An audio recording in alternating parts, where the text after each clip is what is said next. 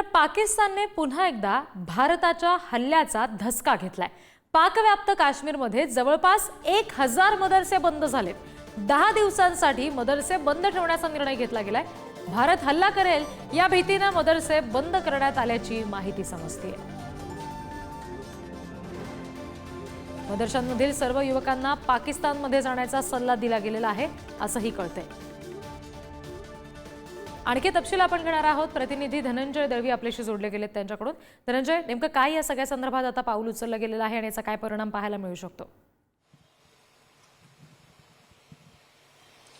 रिद्धी, खरं तर आता पाकव्याप्त काश्मीरने भारताचा धसका घेतलेला पाहायला मिळतो, कारण की पाकव्याप्त काश्मीरमध्ये 1000 मदरसे हे 10 दिवसांसाठी बंद ठेवण्याचे आदेश देण्यात आलेले आहे। आणि आपण जर पाहिलं तर एकीकडे पहलगामचा हल्ला झाला, त्यानंतर भारताने आपलं जे वायुदलाच्या मार्फत असेल, भूदलाच्या मार्फत असेल किंवा नौदलाच्या मार्फत आपली ताकद ही दाखवण्याचा प्रयत्न केला। आणि त्यानंतर ज्याप्रमाणे आपण केंद्रीय गृहमंत्री असतील किंवा पंतप्रधान नरेंद्र मोदी असतील यांची वक्तव्य जर ऐकली तर कुठेतरी याचं सडेतोड उत्तर हे दिलं जाईल असं वारंवार सांगितलं जातं। आणि त्यानंतर आपले तिन्ही संरक्षण दलाने जे आहे आम्ही सज्ज असल्याचं सुद्धा म्हटलेलं पाहायला मिळालं युद्धासाठी। आणि याच पार्श्वभूमीवर कधीही युद्ध जर झालं तर पाकव्याप्त काश्मीर मध्ये सगळ्यात जवळ हा काश्मीरचा भाग आहे, त्यामुळे त्यांनी सध्या 10 दिवस त्या ठिकाणी 1000 मदरसे बंद ठेवले। आणि त्या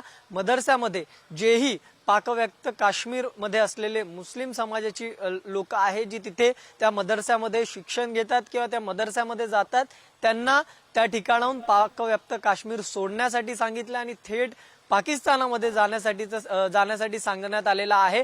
त्यामुळे कुठेतरी या सगळ्या युद्धाचा आणि भारताचा धसका हा पाकिस्तानने घेतलेला आपल्याला पाहायला मिळतोय। रिद्धी जी, धन्यवाद धनंजय सगळ्या तपशिलांसाठी।